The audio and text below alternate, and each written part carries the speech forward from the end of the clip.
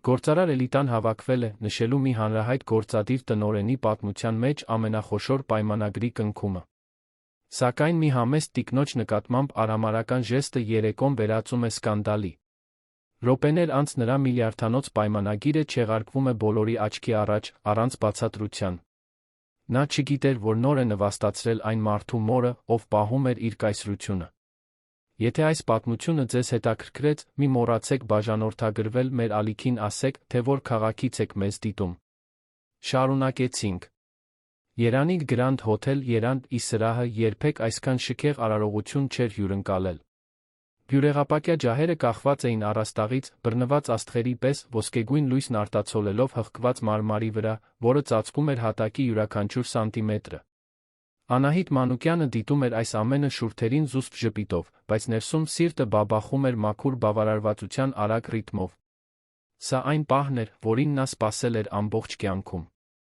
Ոչ միայն սպասել, այլ հետապնդել ատամներով ու ջանքերով, զոհաբերելով անքուն գիշերներ, անգստյան օրեր, հարաբերություններ, նույնիսկ իր էության այնպիսի կտորներ, որոնք, գուցե, երբեք չվերականգներ։ 42 տարեկանում Անահիտը համարվում էր երկրի ամենաազդեցիկ գործարար կանանցից մեկը։ Նրա ընկերությունը Մանուկյան Ինվեստ զարգացումը սկսել էր Հյուսիսային պողոտայում վարձակալած մի գրասենյակից, իսկ այժմ զբաղեցնում էր նույն թաղամասի հայելային ապակիներով կորպորատիվ շենքի 3 ամբողջական հարկ։ 500 աշխատակից, պայմանագրեր Հայաստանի 10 մարզերում մասնակցություն նախագծերում, որոնք տարեկան միլիարդավոր դրամների շրջանառություն էին ապահովում։ Անահիտը միշտ իմացել է, որ ինքն ուրիշ է։ Դեռ մանկուց, երբ մեծանում էր Նոր Նորքի մի նեղ բնակարանում, նա պատուհանից նայում էր հեռվում երացող շքեղ շենքերին, ինքն իրեն խոստանում, որ մի օր կլինի այնտեղ, ղեկավարելով, որոշումներ կայացնելով, կարողր լինելով։ Եվ նա հասավ իր ուզածին։ Ավարտեց Հայաստանի ամերիկյան համալսարանի բիզնեսի կառավարման ֆակուլտետը, ստացավ ֆինանսների մագիստրոսի կոչում, տարիներ շարունակ աշխատեց օրական 18 ժամ, մինչ բացեց իր սեփական խորհրդատվական ընկերությունը։ Առաջին հաճախորդները փոքր էին, երկչոտ, բայց Անահիտն ուներ մի բան, որ քչերն ունեին՝ մոլի փառասիրություն, տպավորիչ ունակություն, հնարավորություններ տեսնելու այնտեղ, որտեղ ուրիշները միայն ռիսկ էին նկատում։ Ժամանակի ընթացքում նա աճեց։ Եվ աճեց արագ։ Սկսեցին հայտնվել ներդրողներ, ավելի խոշոր պայմանագրեր, մինչ նա կհասկանար, Անահիտն արդեն գագաթին էր։ Կամ գրեթե։ Որովհետև այդ երեկոն ներկայացնում էր իսկական գագաթը։ $700 միլիոն պայմանագիրը Global Tech Enterprises-ի հետ, ամերիկյան միջազգային կորպորացիայի, որը վերջապես ճանաչել էր Մանուկյան Ինվեստ-ի ներուժը, Հայաստանում թվային ենթակառուցվածքների մեգանախագիծ կառավարելու համար։ Դա նրա ընկերության կողմից երբեք ստորագրված ամենախոշոր կորպորատիվ գործարքն էր։ Դա նրա կառուցած ամեն ինչի վերջնական ամրապնդումն էր։ Դա ապացույցն էր, որ Անահիտ Մանուկյանը ոչ թե պարզապես հերթական հաջողակ գործարարն էր, այլ իսկական հզորություն։ Սրահը լեփ-լեցուն էր։ Անթերի կոստյումներով գործադիր տնօրենները խմբերով զրուցում էին։ Ձեռքներին պահելով ֆրանսիական շամպայնի բաժակներ։ Մասնագիտացված լրատվամիջոցների լրագրողները զգուշորեն շրջում էին, արձանագրելով յուրաքանչյուր մանրուք։ Լիազորված լրատվական դրոնները սավառնում էին տարածքում, նկարահանելով օդային կադրեր, որոնք ուղիղ եթերով հեռարձակվելու էին հեռուստաալիքներով լրատվական կայքերով։ Անահիտը հասարակայնության հետ կապերի մի ամբողջ թիմ էր վարձել, երաշխավորելու, որ այդ պահը լուսաբանվի բոլոր համապատասխան լրատվամիջոցներով։ Ի վերջո, հաջողության հասնելը բավարար չէր։ Պետք էր, որ բոլորը տեսնեին։ Պետք էր, որ բոլորը իմանային։ Նա կրում էր մուգ կապույտ երեկոյան զգեստ, երկար ու կիպ, որը հատուկ այդ առիթի համար էր կարել մի անվանի դիզայներ։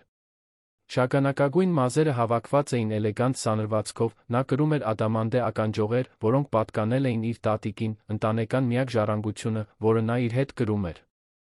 Անահիտին դուր էր գալիս իր արմատների հետ այս փոքրիկ կապը պահպանելը, բայց միայն որպես հիշեցում, թե որքան էր նա զարգացել։ Նա այլս Նոր Նորքի աղջիկը չէր։ Նա Անահիտ Մանուկյանն է։ Իր գործադիր տնօրեն, տեսլական ունեցող, օրինակելի կին։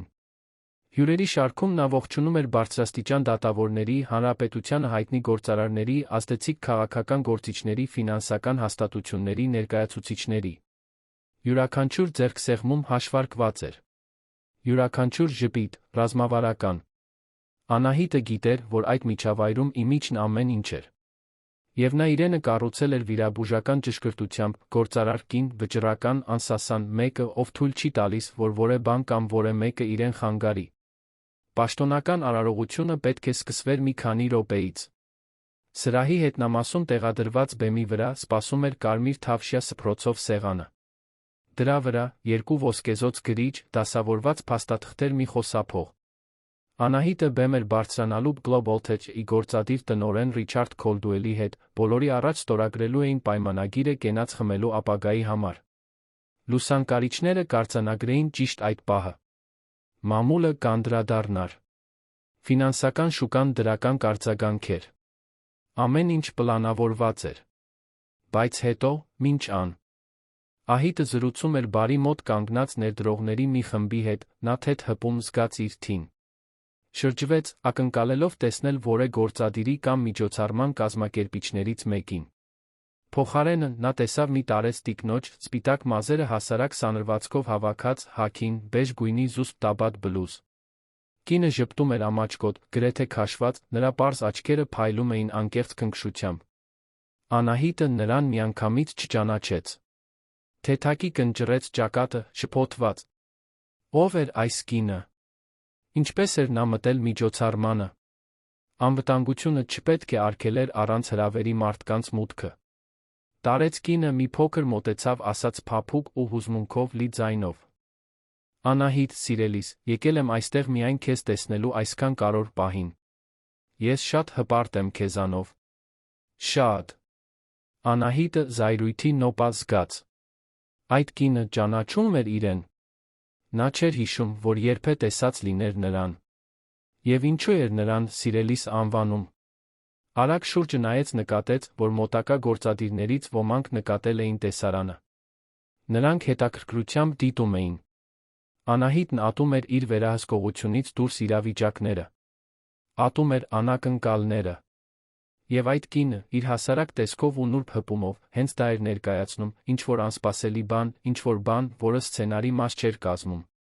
Կներեք, բայց կարծում եմ շփոթվել եք, պատասխանեց Անահիտը, փորձելով պահպանել քաղաքավարի, բայց հաստատակամ տոնը։ Սա փակ կորպորատիվ միջոցառում է։ Միայն հրավիրյալները կարող են այստեղ լինել։ Տարեց կինը թարթեց աչքերը, զարմացած կոպտությունից, բայց պահպանեց ժպիտը։ Գիտեմ, սիրելիս։ Ես տղայիս հետ եմ եկել։ Նա ասաց, որ կարող եմ գալ քեզ ողջունելու։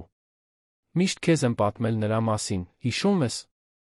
Նա միշտ շատ է հիացել քեզանով, թե դու է։ Լփեք նրան շատ ուշադրություն չես դարձրել։ Անահիտը զգաց, թե ինչպես սառեց արյունը երակներում։ Տղան։ Ո՞վ էր այդ կնոջ տղան։ Նա մտովի անցավ հրավիրյալների ցուցակի վրայով, փորձելով պարզել, թե ով կարող էր բերել այդքան անտեղի մորը։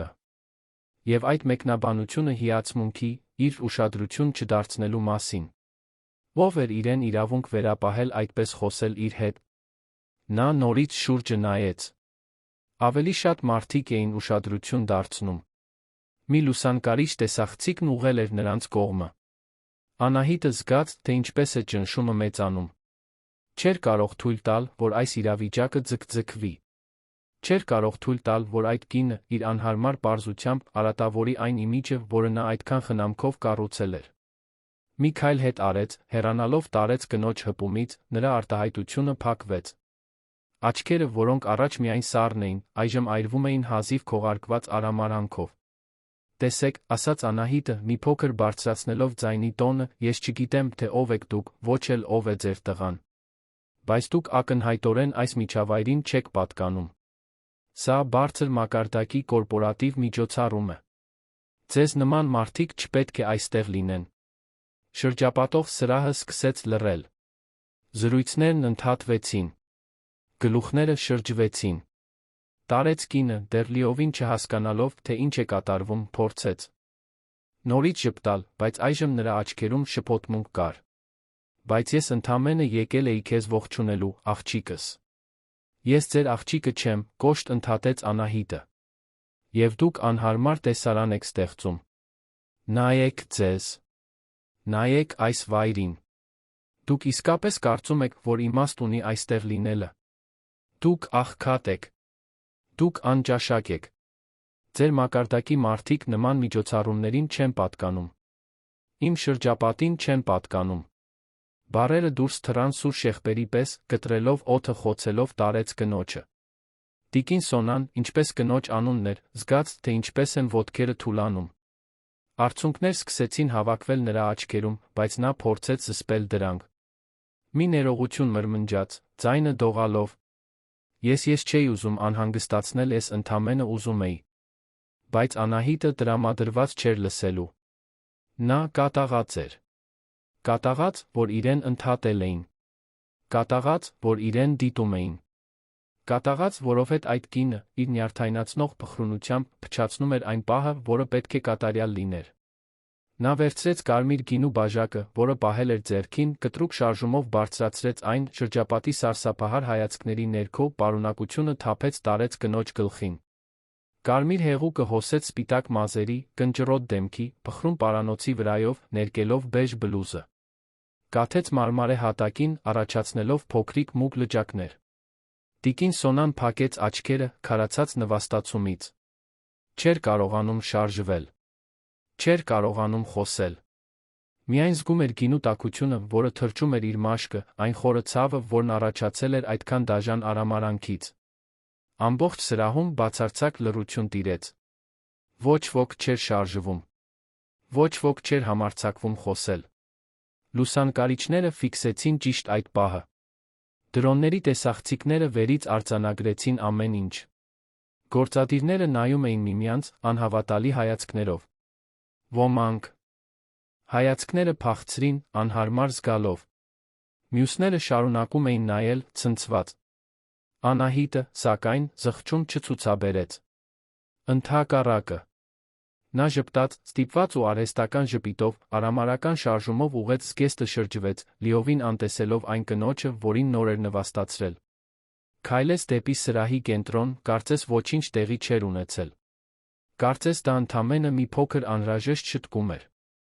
Մի բան, որ պետք էր անել, կարգը պահպանելու համար։ Վերահսկողությունը պահպանելու համար։ Որոշ հյուրեր փորձեցին վերսկսել զրույցները, բայց մթնոլորտը ծանր էր։ Տիկին Սոնային, որը դեռ կանգնած էր նույն տեղում, օգնեց մի մատուցողուհի, որը նրան անձեռոցիկներ առաջարկեց։ Տարեց կինը լուռ ընդունեց, դողացող ձեռքերով սրբեց դեմքը, իսկ հետո զգուշորեն դուրս եկավ սրահից, անհետանալով հետի դռնով։ Ոչ ոք նրան չհետեց։ Ոչ ոք չհարցրեց, արդյոք նա լավ է։ Անահիտը բեմ բարձրացավ մի քանի րոպե անց, ինչպես պլանավորված էր։ Ռիչարդ Քոլդուելը, Global Tech-ի գործադիր տնօրենը, արդեն այնտեղ էր, այլ գործադիրների կողքին։ Նա Անահիտին նայեց տարօրինակ արտահայտությամբ։ Բայց ոչինչ չասաց։ Գուցե չէր տեսել տեղի ունեցածը։ Կամ գուցե նախընտրում էր չմեկնաբանել։ Հանդիսավարը սկսեց պաշտոնական ելույթը։ Խոսեց Մանուկյան Invest-ի Global Tech-ի միջ պատմական համագործակցության մասին։ Գովաբանեց Անահիտի ռազմավարական տեսլականը։ Նշեց այն դրական ազդեցությունները, որոնք պայմանագիրը կբերեր Հայաստանի տնտեսությանը։ Անահիտը լսում էր այս ամենը դեմքին հաշվարկված ժպիտով, բայց ներսում դեռ զգում էր առճակատման ադրենալինը։ Դեռ զգում էր զայրույթը։ Դեռ զգում էր ապացուցելու կարիքը, որ ինքն է իրավիճակի տերը։ Երբ իր խոսելու հերթը հասավ, նա վերցրեց խոսափողը դիմեց հանդիսատեսին սովորական վստահությամբ։ Բարի երեկո բոլորին։ Սա պատմական պահ է Մանուկյան Invest-ի համար։ Մի պահ, որը ներկայացնում է տարիների քրտնաջան աշխատանք, անխոնջ նվիրում այն ապագայի հստակ տեսլականը, որը մենք ուզում ենք կառուցել։ Ես անչափ հպարտ եմ ստորագրել այս պայմանագիրը Global Tech-ի հետ, մի ընկերության, որը կիսում է գերազանցության նորարարության նույն արժեքները, որոնք միշտ առաջնորդել են մեր ուղին։ Քաղաքավարից ափահարություններ հնչեցին սրահում։ Անահիտը շարունակեց խոսել, նկարագրելով նախագծի մանրամասները, ակնկալվող օգուտները, հավակնոտ նպատակները։ Նրա ձայնը հաստատուն էր, վստահ, համոզիչ։ Ոչ ոք չէր ասի, որ րոպեներ առաջ նա դաժանորեն նվաստացրել էր մի տարեց կնոջ։ Ոչ ոք չէր կասկածի տակ դնի նրա առաջնորդական ունակությունները միայն այդ միջադեպի պատճառով։ Ի վերջո, նա Անահիտ Մանուկյանն էր։ Եվ Անահիտ Մանուկյանը սխալներ չէր գործում։ Կամ գոնե այդպես էր նա կարծում։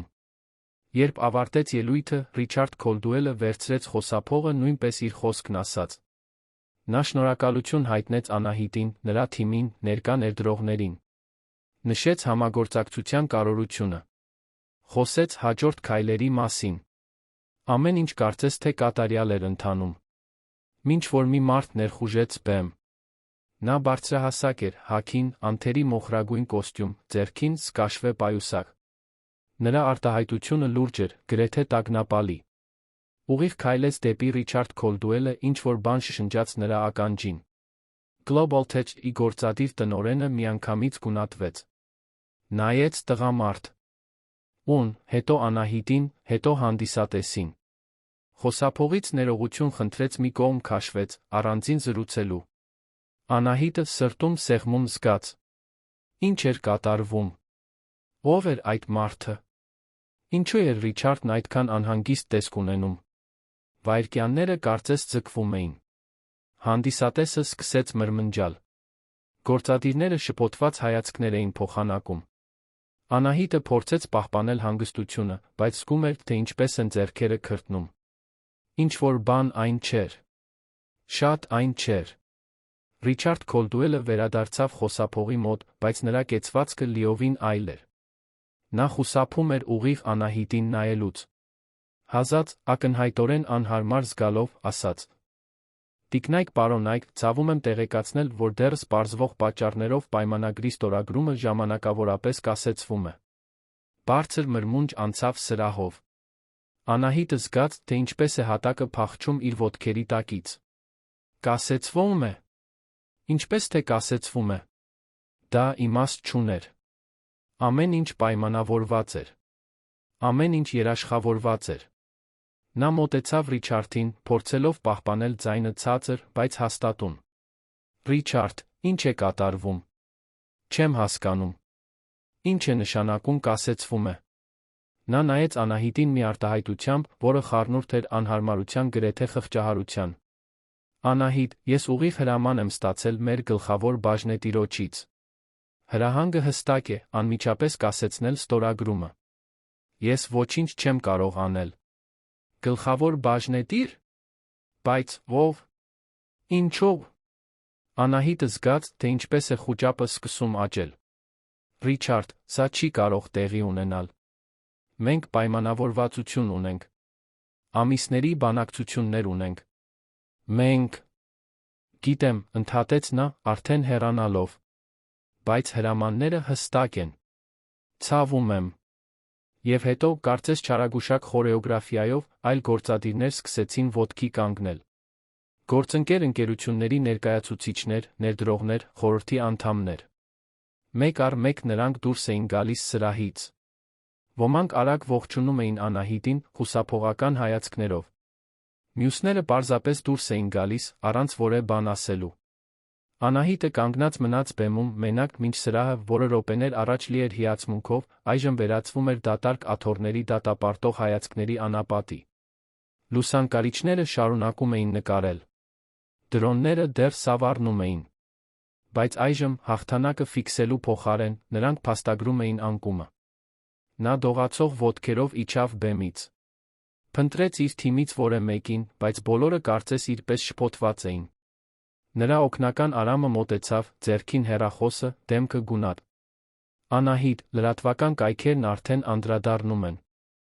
Ասում են, որ պայմանագիրը չեղարկվել է։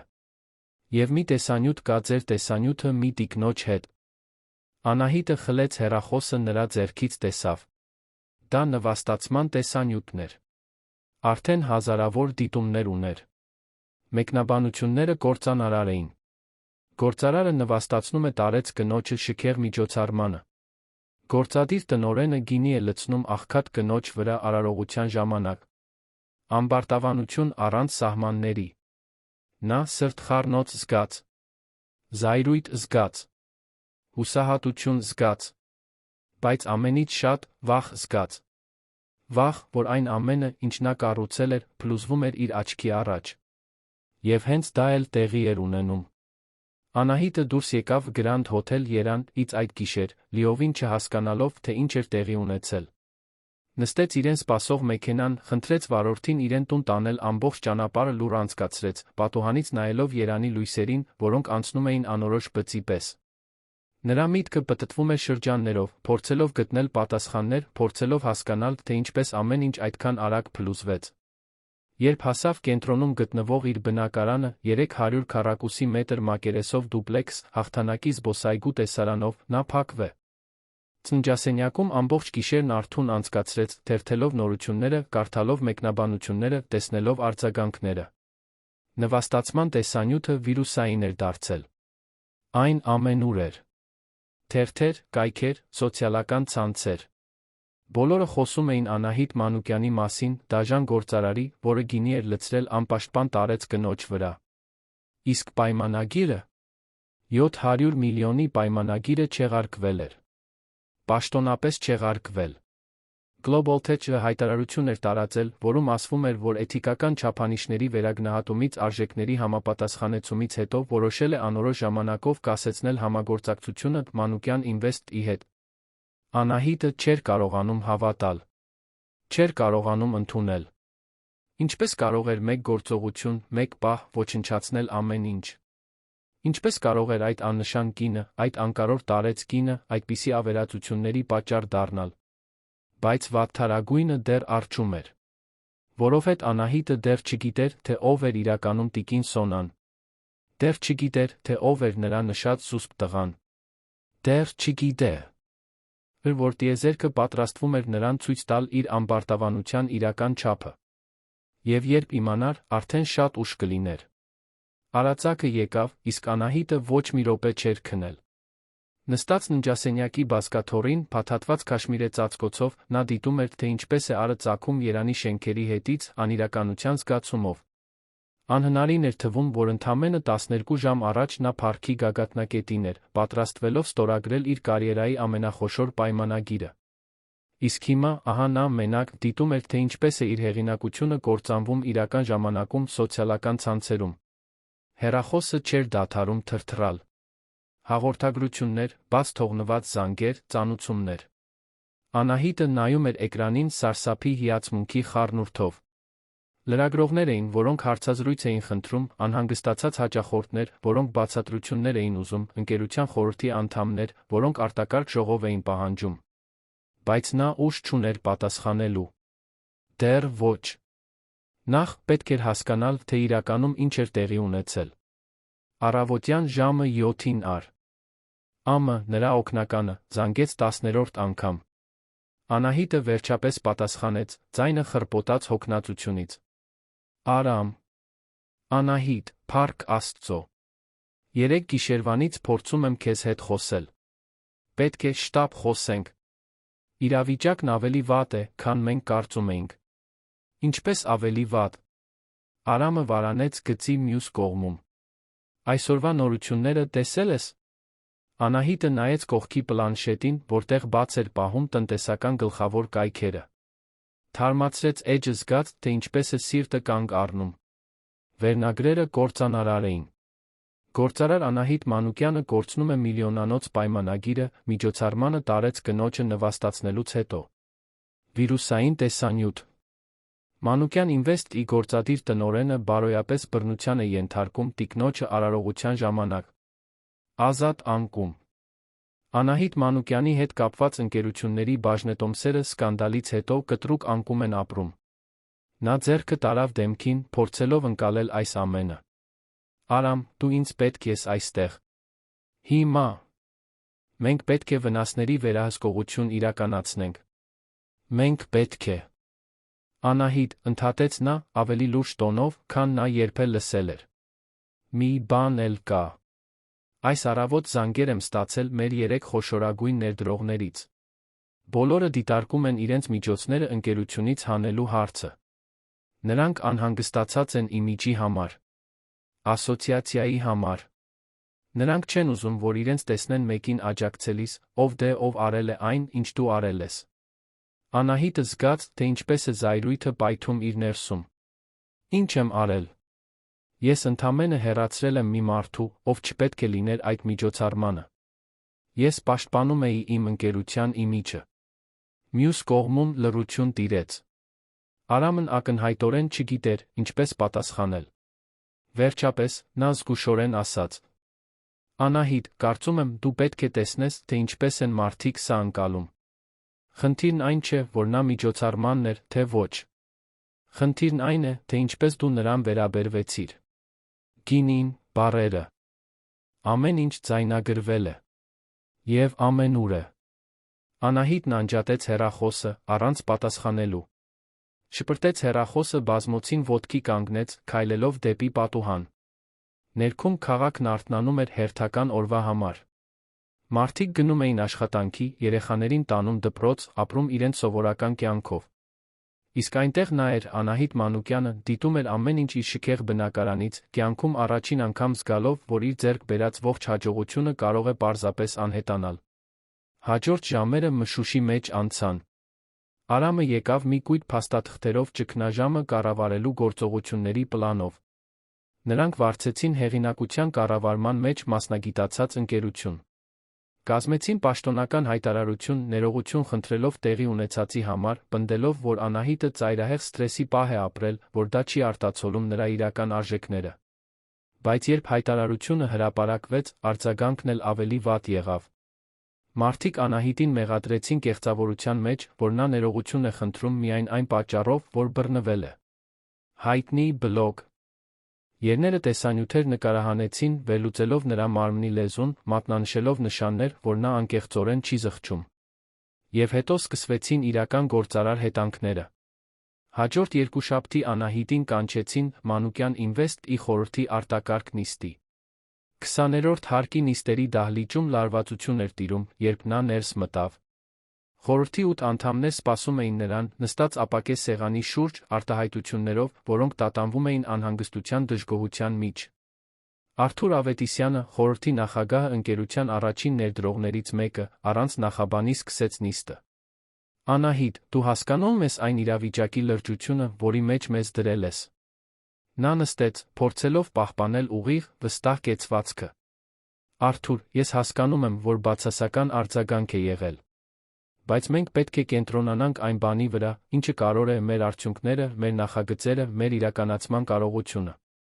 Միայնակ միջադեպը չի կարող սահմանել տարիների հաջող աշխատանքը։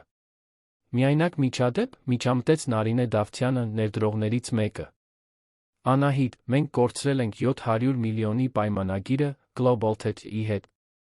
3 ներդրող արդեն ազդարարել են, որ կհանեն իրենց միջոցները։ Մենք զանգեր ենք ստանում անհանգստացած հաճախորդներից։ Ընկերության իմիջը լիովին վարկաբեկված է։ Սա միայնակ միջադեպ չէ։ Սա ճգնաժամ է։ Անահիտը զգաց, թե ինչպես է հիասթափությունն աճում։ Ինչու նրանք չէին հասկանում։ Ինչու էին այդքան մեծ կշիռ տալիս դրան։ Մենք կարող ենք վերականգնել։ Միշտ վերականգնել ենք։ Մենք այլ պայմանագրեր ունենք բանակցությունների փուլում, այլ նախագծեր, որոնք նույնպես վերանայվում են, ընդհատեց Արթուրը։ Անահիտ, հարցը միայն ֆինանսական չէ։ Էթիկական է։ Դու հրապարակավ նվաստացրել ես մի տարեց տիկնոջ։ Գինի ես լցրել նրա վրա։ Նրան անվանել ես աղքատ, անճաշակ։ Դա ուղիղ եթերով հեռարձակվել է, ձայնագրվել, միլիոնավոր անգամներ տարածվել։ Ինչպես ես ակնկալում, որ մեր գործընկերները, մեր հաճախորդները կշարունակեն վստահել մեր ղեկավարությանը։ Ես արդեն ներողություն եմ խնդրել, առարկեց Անահիտը, ձայն ավելի բարձր, քան մտադրվել էր։ Ես ընդունել եմ սխալս։ Էլ ինչ եք ուզում, որ անեմ։ Ծանր լռություն տիրեց սենյակում։ Արթուրը հայացքներ փոխանակեց խորհրդի մյուս անդամների հետ, նախքան նորից խոսելը։ Անահիտ, մենք պետք է, որ դու ժամանակավորապես հեռանաս ընկերության նախագահի պաշտոնից։ Մինչ իրավիճակը հանդարտվի։ Մինչ մենք կարողանանք վերականգնել մեր իմիջը։ Անահիտը զգաց, կարծես հարված ստացավ ստամոքսին։ Հեռանամ։ Իմ սեփական ընկերությունից։ Ժամանակավոր է, փորձեց մեղմել Նարինեն։ Միայն մինչ կարողանանք վերահսկել վնասները։ Դու դեռ կլինես բաժնետեր, դեռ ձայն կուն։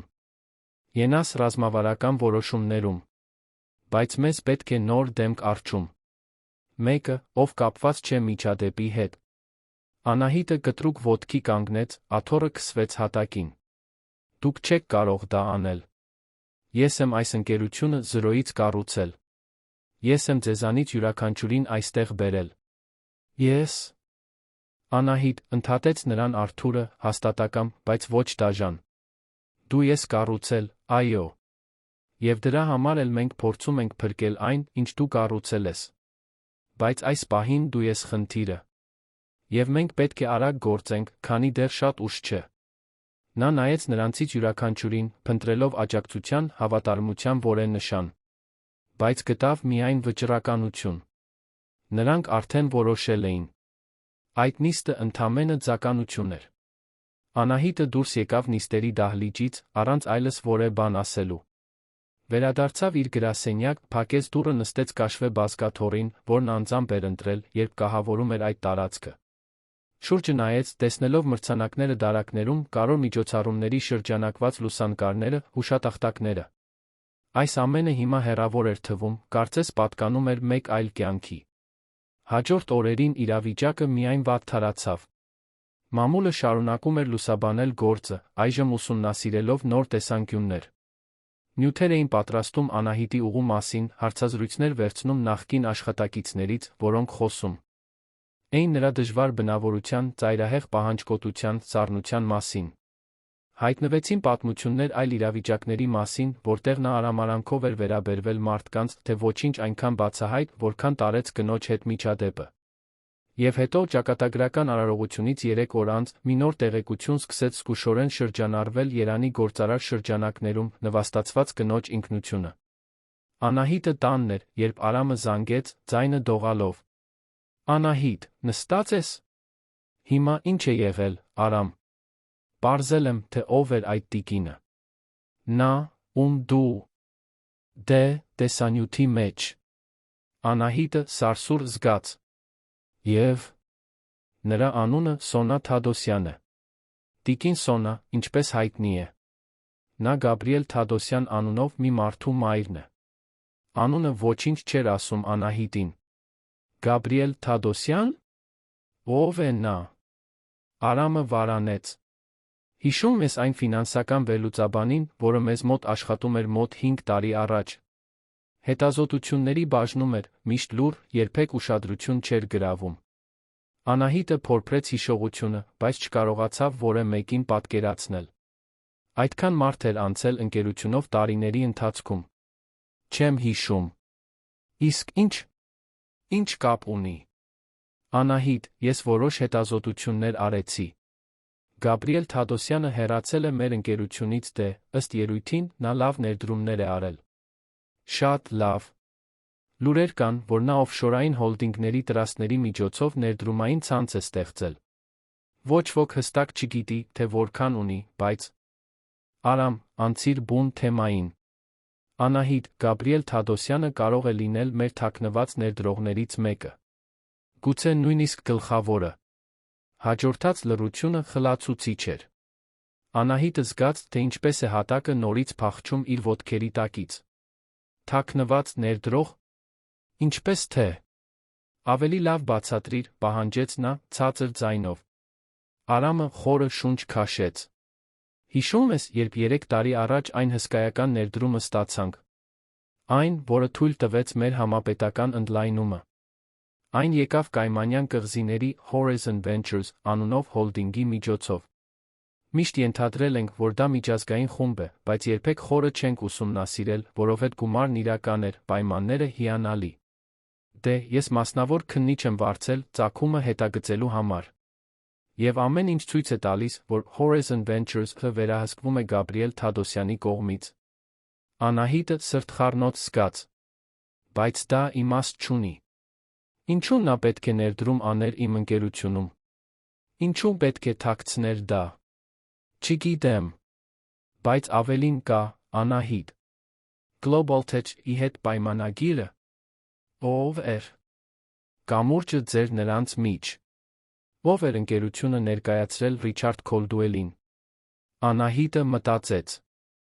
Դա եղել էր միջնորդի միջոցով։ Մի փոքր խորհրդատվական ընկերություն, որի մասին նա երբեք չէր լսել։ Նրանք կապվել էին 1 տարի առաջ, առաջարկելով կապը Global-ի հետ։ Այն ժամանակ Անահիտին տարօրինակ էր թվացել, բայց չէր հարցաքննել։ Դա չափազանց մեծ հնարավորություն էր։ Դու ուզում ես ասել, որ…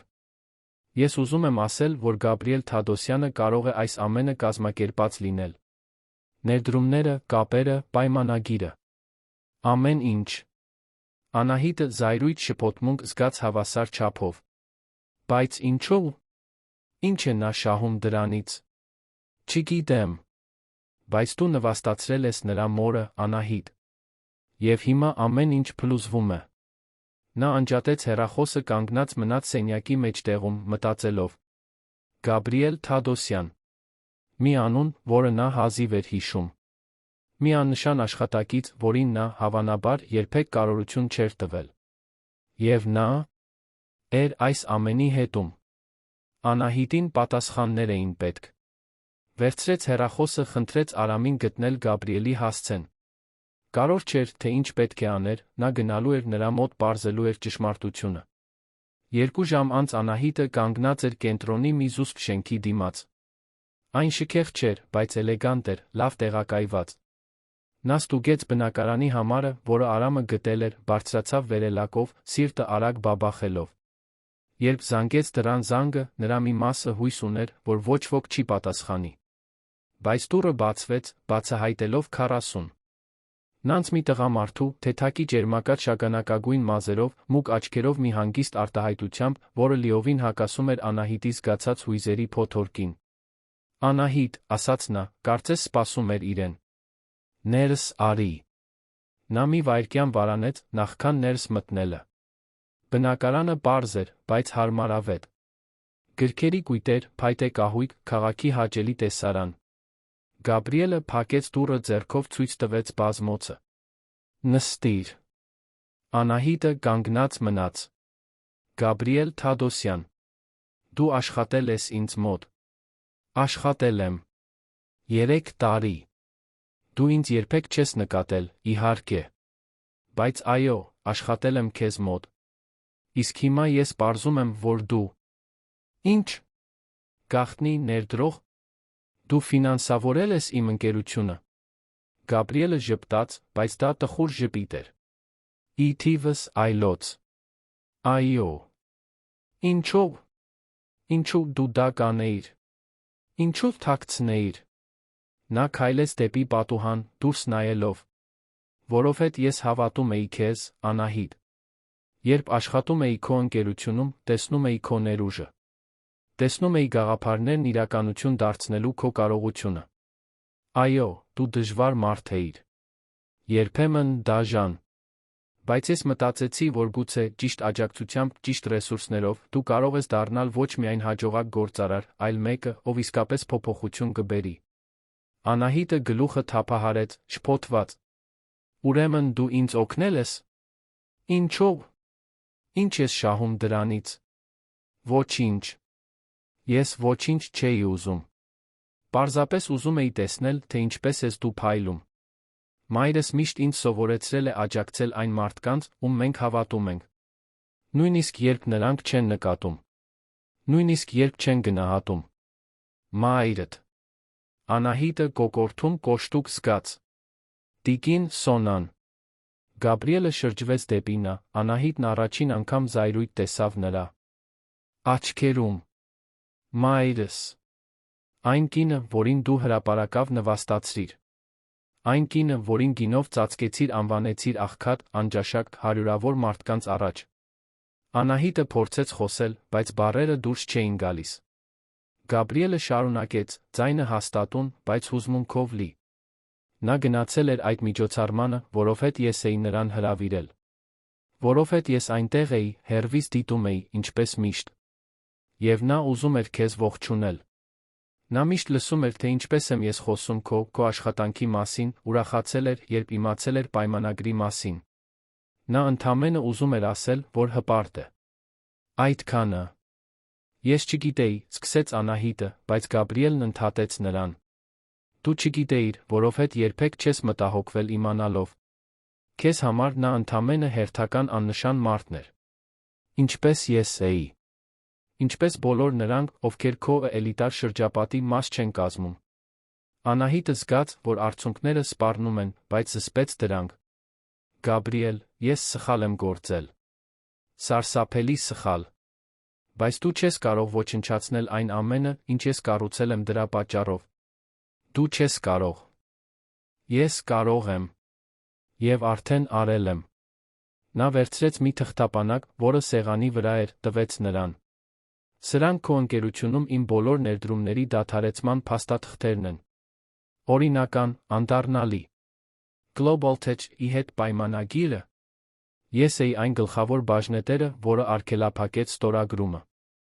Մյուս ներդրողները, որոնք հեռանում են։ Ես առաջարկեցի, որ նրանք դա անեն։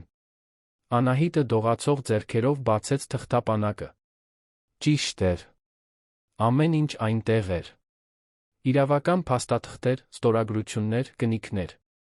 Դու ինձ կործանում ես։ Ոչ։ Դու ինքդ քեզ կործանեցիր։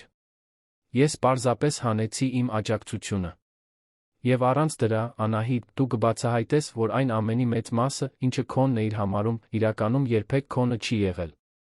Նա նայեց նրան, հուսահատված։ Խնդրում եմ։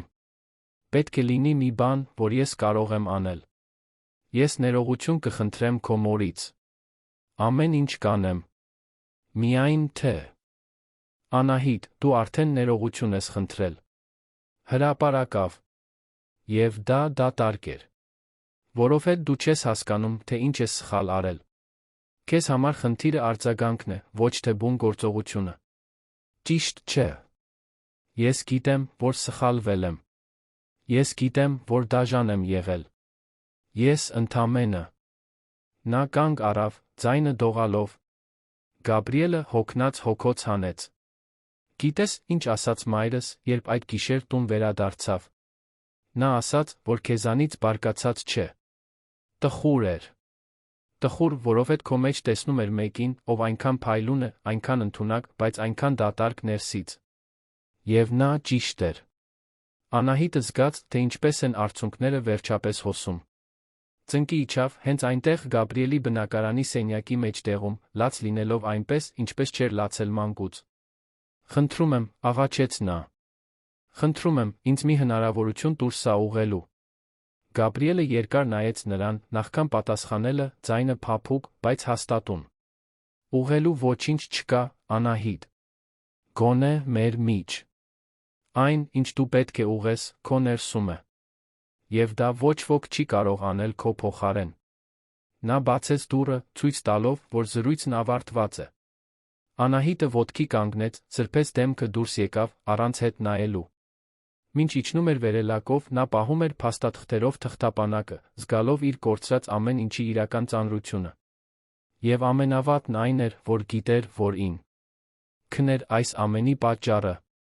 Գաբրիելի հետ հանդիպմանը հաջորդած օրերը Անահիտի կյանքի ամենամռայլն էին։ Նա ժամանակի մեծ մասն անցկացնում էր բնակարանում փակված, խուսափելով արտաքին աշխարհի հետ շփումից։ Նորությունները շարունակվում էին, բայց այժմ նոր զարգացումներով։ Մամուլը բացահայտել էր Գաբրիել Թադոսյանի մանուկյան Invest Image կապը։ Վերնագրերը ենթադրություններ էին անում ուրվական ներդրողի մասին, որը կառուցել, ապա ոչնչացրել էր կորպորատիվ կայսրությունը։ Որոշ հրապարակումներ Գաբրիելին ներկայացնում էին որպես լուռ վրիժառու։ Մյուսները կասկածի տակ էին դնում նրա գործողությունների էթիկան։ Բայց մեծամասնությունը համաձայն էր մի բանում, Անահիտը հնձել էր հենց այն, ինչ ցանել էր։ Ընկերությունը ազատ անկման մեջ էր։ Առանց Գաբրիելի ներդրումների իմիջային ճգնաժամից վախեցած այլ գործընկերների հեռանալուց հետո, մանուկյան Invest-ը ստիպված եղավ չեղարկել նախագծեր, աշխատանքից ազատել աշխատակիցների վերաբանակցել պայմանագրեր։ Արթուր Ավետիսյանը, խորհրդի նախագահը, ժամանակավորապես ստանձնեց կառավարումը արեց հնարավորը ֆինանսական արյունահոսությունը կանգնեցնելու համար։ Բայց բոլորը գիտեին, որ դժվար կլինի վերականգնել կորցրած հեղինակությունը։ Անահիտը լուր ստացավ, որ պաշտոնապես հեռացված է նախագահի պաշտոնից մի անձրոտ երեքշաբթի։ Արամը գնաց նրա բնակարան, փաստաթղթերն անձամբ հանձնելու, առաջին անգամ, երբ սկսել էր աշխատել նրա հետ, թվում էր, թե անկեղծորեն անհանգստացած է նրա բարեկեցությամբ։ Անահիտ, դու պետք է մի բան ուտես, ասաց նա, նայելով սենյակում սփռված առակման սննդի տուփերի կույտին։ Պետք է դուրս գաս այստեղից։ Սա քեզ լավ չի անդրադառնում։ Նա նստած էր բազմոցին, 2 օր նույն խալաթով, մազերը խառնված։ Հազիվ թե նման էր այն անթերի գործադիրին, որը հաստատակամությամբ ղեկավարում է ժողովները։ Դուրս գալու պատճառ չկա, Արամ։ Ոչ մի բանի պատճառ չկա։ Դա ճիշտ չէ։ Դու դեռ ռեսուրսներ ունես։ Դեռ գիտելիքներ ունես։ Կարող ես վերակառուցել, եթե ուզենաս։ Անահիտը ծիծաղեց, բայց դա դառը ձայն էր։ Վերակառուցել։ Ինչ իմիջով։ Ինչ վստահությամբ։ Ոչ ոք այլս ինձ չի վստահում։ Ոչ ոք այլս ինձ չի հարգում։ Ես այն կինն եմ, որը գինի լցրե։ Ցմի տարեց կնոջ վրա։ Ահա թե ինչ կհիշեն մարդիկ, երբ լսեն իմ անունը։ Արամը հոգոց հանեց, նստելով նրա կողքին։ Ուրեմն փոխիր պատմությունը։ Ցույց տուր, որ դաս ես քաղել։ Ցույց տուր, որ տարբեր ես։ Ինչպես։ Ինչպես դա անեմ։ Նա պատասխան չուներ։ Մի քանի րոպե լուռ նստեցին, նախքան Արամը ոտքի կանգնեց։ Ես առայժմ կշարունակեմ աշխատել Արթուրի հետ։ Բայց եթե իմ կարիքն ունենաս ցանկացած բանի համար, ուղակի զանգիր։ Երբ նա գնաց, Անահիտը նորից մենակ մնաց։ Բայց այս անգամ ինքնախղճահարության մեջ ավելի խորը ընկղմվելու փոխարեն, նա ոտքի կանգնեց։ Քայլեց դեպի լոգարան, նայեց իրեն հայելու մեջ գրեթե չճանաչեց։ Աչքերն ուրած էին, մաշկը, գունատ, արտահայտությունը, պարտված։ Կարծես այն ողջ վստահությունը, որը միշտ բնորոշել էր նրան, գոլորշիացել էր, թողնելով միայն դատարկ պատյան։ Նա լոգանք ընդունեց, օրերի մեջ առաջին անգամ իսկապես զգալով տաք ջուրը։ Հագավ մաքուր, պարզ հագուստ։ Եվ հետո վերցրեց հեռախոսը, արեց մի բան, որը վաղուց չէր արել, զանգեց իր մորը։ Տիկին Մարիամն ապրում էր Նոր Նորքի մի համեստ բնակարանում, նույն թաղամա սում, որտեղ մեծացել էր Անահիտը։ Նրանք հեռացել էին իրարից վերջին տարիներին, հատկապես այն բանից հետո, երբ Անահիտը սկսեց հաճախել ավելի էլիտար շրջանակներ։ Անահիտը միշտ կարծում էր, որ մայրը չի հասկանում իր աշխարհը, իր ձգտումները։ Իսկ տիկին Մարիամն իր հերթին միշտ զգում էր, որ կորցրել է դստերը արտաքին տեսքի սառնության մի տիեզերքի համար։ Անահիտ։ Աղջիկս, դու ես, տիկին Մարիամի ձայնը զարմացած հնչեց, երբ պատասխանեց։ Բար, մամ։ Ես ուզում էի իմանալ, կարող եմ գալ քեզ տեսնելու։ Մյուս կողմում դադար եղավ։ Իհարկե, աղջիկս։ Իհարկե կարող ես։ Երբ։ Հիմա։ Եթե անհարմար չէ։ Երբեք անհարմար չէ։ Արի։ Անահիտը հավելվածով մեքենա կանչեց, ամբողջ ճանապարհին դեպի Նոր Նորք, իրեն տարօրինակ էր զգում։ Տարիներ էին անցել, ինչ նա չէր այցելել այդ թաղամաս։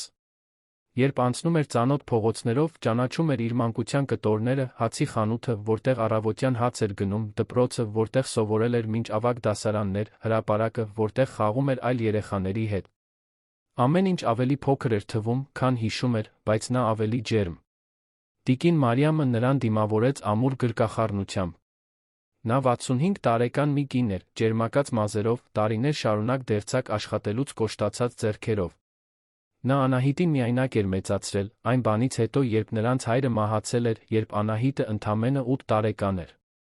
Անխոնջ աշխատել էր, դստերը կրթություն, հնարավորություններ, ավելի լավ կյանք տալու համար։ Այնքան նիհարել ես, մեկնաբանեց տիկին Մարիամը, Անահ։ Իտին տանելով բնակարան։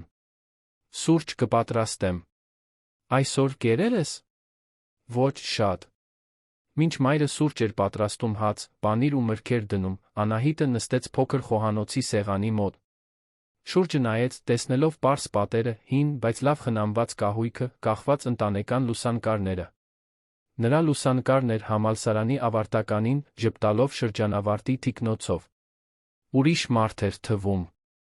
Տիկին Մարիամը ամեն ինչ դրեց սեղանին, նստեց դստեր դիմաց։ Ես տեսա նորությունները, Անահիտ։ Տեսա, թե ինչ է պատահել։ Անահիտը սրտում սեղմում զգաց։ Եվ ինչ մտածեցիր։ Մայրը քնքշորեն բռնեց նրա ձեռքը։ Մտածեցի, որ դուստրս ճանապարհին մոլորվել է։ Բայց նա մտածեցի, որ նա դեռ կարող է իրեն գտնել։ Արցունքներ սկսեցին հոսել Անահիտի դեմքով։ Մամ, ես ամեն ինչ փչացրի։ Այն ամենը, ինչ կառուցել եմ։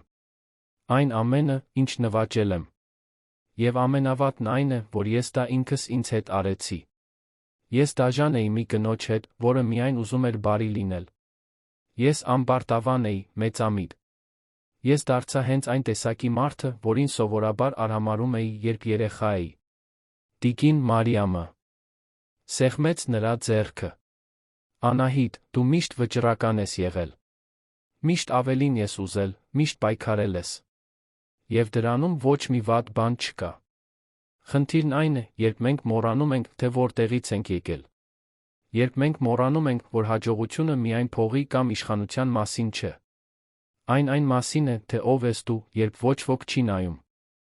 Ինչպես ուղղեմ սա։ Ինչպես նորից դառնամ այն, ինչ էի։ Դու չես վերադառնում։ Դու առաջ ես շարժվում, բայց լինելով տարբեր։ Ավելի լավ։ Նրանք ժամերով խոսեցին։ Անահիտը պատմեց Գաբրիելի մասին, թե ինչպես էր նա գաղտնի ֆինանսավորել իր ընկերությունը, թե ինչպես ինքը նույնիսկ չէր հիշում նրան։ Պատմեց տիկին Սոնայի նվաստացման, գինու, թունավոր բառերի մասին։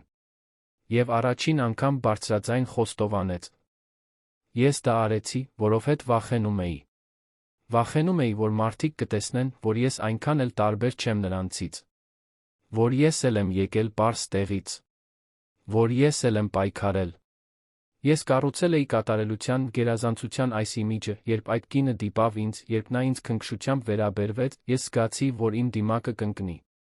Ուստի արձագանքեցի։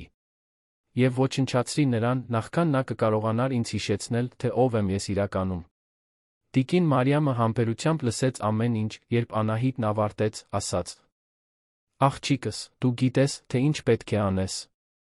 Պետք է իսկապես ներողություն խնդրես։ Ոչ թե հանրային հայտարարությամբ, ոչ թե մամուլի համար հայտարարությամբ։ Դու պետք է նայես այդ կնոջ աչքերին սրտանց ներողություն խնդրես։ Անահիտը գլուխը թափահարեց։ Նա երբեք ինձ չի ընդունի։ Գաբրիելը հասկացրեց, որ ինձ հետ ոչ մի գործ չի ուզում ունենալ։ Խնդիրն այն չէ, թե ինչ են նրանք ուզում։ Խնդիրն այն է, թե ինչ պետք է դու անես։ Դու պետք է փորձես։ Անահիտը գիշերն անցկացրեց մոր տանը, քնելով այն սենյակում, որը իրենն էր եղել մանկության տարիներին։ Շաբաթների մեջ առաջին անգամ կարողացավ խորը քնել։ Երբ արթնացավ, իրեն այլ կերպ զգաց։ Դեռ կրում էր ցավը, մեղքի զգացումը, զղջումը։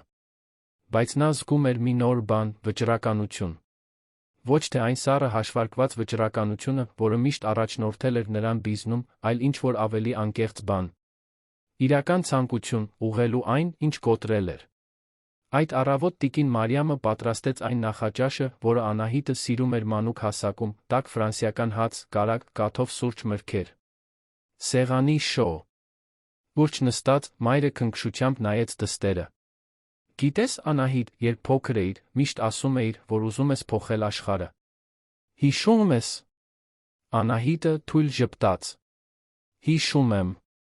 Այնքան իդեալիստ էի։ Դա իդեալիզմ չէր։ Բարություն էր։ Դպրոցում սոված երեխա էիր տեսնում, կիսում էիր քո բրդուճը։ Տխուր մեկին էիր տեսնում գնում խոսում։ Դու մեծ սիրտ ունեիր, աղջիկս։ Պարզապես մոռացել ես դրա մասին ճանապարհին։ Բառերը խորապես հուզեցին Անահիտին։ Նա հիշեց այն աղջկան, որը մի ժամանակ եղել էր, նախքան փառասիրությունը կխժռեր ամեն ինչ։ Մամ, ինչպես կարողացար պահպանել քո բարությունը, չնայած ամեն ինչին։ Դու այնքան բաների միջով ես անցել, միայնակ աղջիկ ես մեծացրել, այնքան շատ ես աշխատել։ Տիկին Մարիամը ժպտաց։ Որովհետև ես միշտ իմացել եմ, որ բարությունը թուլություն չէ։ Ուժ է։ Դա ընտրություն է մարդ մնալու, նույնիսկ երբ աշխարհը փորձում է քեզ կոշտացնել։ Եվ ես երբեք թույլ չեմ տվել, որ դժվարությունները գողանան դա ինձանից։ Անահիտս մի քանի օր անցկացրեց մոր տանը, օգնելով նրան առօրյա պարզ գործերում։ Միասին գնացին շուկա, միասին ճաշ պատրաստեցին, միասին սերիալ դիտեցին։ Բաներ, որոնք Անահիտը տարիներով չէր արել, որոնք այժմ հատուկ նշանակություն ունեին։ Ամեն օր նա իրեն ավելի կապված էր զգում իր հետ, ավելի մոտ այն մարդուն, որը եղել էր նախքան պաշտպանության սառնության այդ բոլոր շերտերը կառուցելը։ Հաջորդ օրերին Անահիտը սկսեց տեղեկություններ փնտրել տիկին Սոնայի մասին։ Պարզեց, որ նա ապրում է քաղաքի արևելյան մասի մի պարզ թաղամասում, բնակելի շենքում։ Կամավոր էր աշխատում տեղի եկեղեցում, օգնելով կարիքավոր ընտանիքներին սնունդ բաժանել։ Անահիտը մի քանի անգամ վարանեց նախքան այնտեղ գնալը։ Վախենում էր մերժումից։ Վախենում էր նորից դիմակայել իր պատճառած ցավին։ Բայց վերջապես, մի 5 շաբթի կեսօրի, նա քաջություն հավաքեց։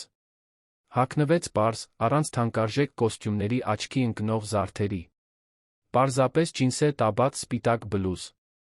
Ավտոբուս նստեց դեպի թաղամաս, մի բան, որը տարիներով չէր արել, քայլեց փողոցներով, մինչ գտավ հասցեն։ Ավտոբուսի ճանապարհին Անահիտը դիտում էր շրջապատի մարդկանց։ Մի տիկին, գնումների տոպրակներով։ Մի երիտասարդ, քննության համար սովորող։ Մի մայր, լացող երեխային հանգստացնող։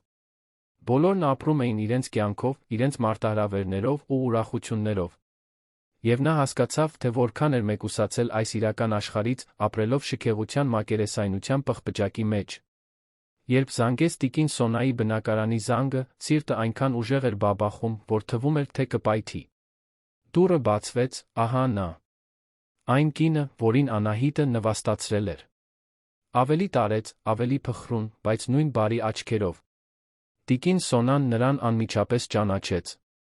Նրա արտահայտությունը փոխվեց, դառնալով զգուշավոր, բայց ոչ թշնամական։ Անահիտ։ Տիկին Սոնա, Ես գիտեմ, որ իրավունք չունեմ այստեղ լինելու։ Գիտեմ, որ արժանի չեմ ձեր ժամանակին։ Բայց ես պետք է գայի։ Պետք է ձեզ հետ խոսեի։ Տարեց կինը վարանեց, բայց հետո դուռը մի փոքր ավելի բացեց։ Ներս արի։ Բնակարանը փոքր էր, մաքուր, հարմարավետ։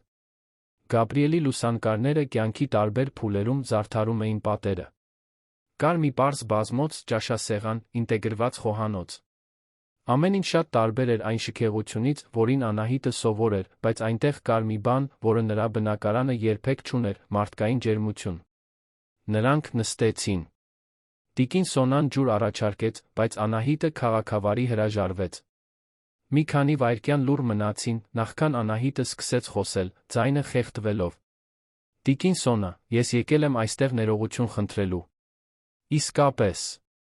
Ոչ թե որովհետ ուզում եմ մաքրել իմ իմիջը կամ որովհետ փորձում եմ ինչ-որ բան վերականգնել։ Եկել եմ, որովհետ այն, ինչ ես արեցի ձեզ հետ, աններելի էր։ Դաժան էր։ Անմարդկային էր։ Եվ ես դա կրում եմ ինձ հետ ամեն օր այն գիշերվանից ի վեր։ Տարեց կինը լուր դիտում էր նրան, թույլ տալով շարունակել։ Ես այնքան էի մտահոգված կարոր ելալով, հաջողության այդ իմիջը պահպանելով, որ լիովին մոռացել էի մարդ լինելու մասին։ Դուք ինձ մոտեցաք բարությամբ, քնքշությամբ, ես պատասխանեցի արամարանքով։ Գինի լցրի ձեզ վրա։ Հրապարակավ նվաստացրի ձեզ։ Եվ ոչինչ, որ ես հիմա ասեմ, չի ջնջի դա։ Ոչինչ չի վերացնի իմ պատճառած ցավը։ Բայց ես պետք է, որ դուք իմանաք, որ ես հասկանում եմ իմ արածի լրջությունը։ Եվ որ ես իսկապես զղջում եմ։ Տիկին Սոնան մեղմ հոգոց հանեց։ Նրա կնճռոտ, բայց ամուր ձեռքերը հանգչում էին ծնկներին։ Անահիտ, ես չեմ ստի ասի, որ չցավեց։ Շատ ցավեց։ Բայց գիտես, ինչն ավելի շատ ցավեցրեց։ Տեսնել մեկին, ով այնքան երիտասարդ է, այնքան ընդունակ, այնքան լի ներուժով, վատնում է այդ ամենը ամբարտավանությամբ սառնությամբ։ Գիտեմ։ Եվ ես ուզում եմ փոխվել։ Չգիտեմ, կարող եմ արդյոք։ Չգիտեմ, արդյոք շատ ուշ չէ։ Բայց ուզում եմ փորձել։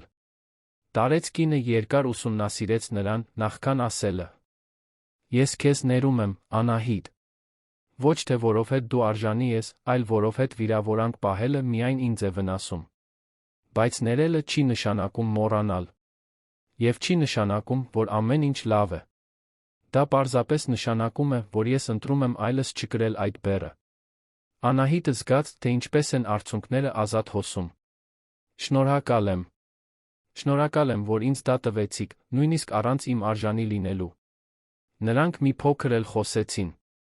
Տիկին Սոնան պատմեց Գաբրիելի մասին, թե ինչպես նա միշտ զգայուն, խելացի, վճռական տղա է եղել։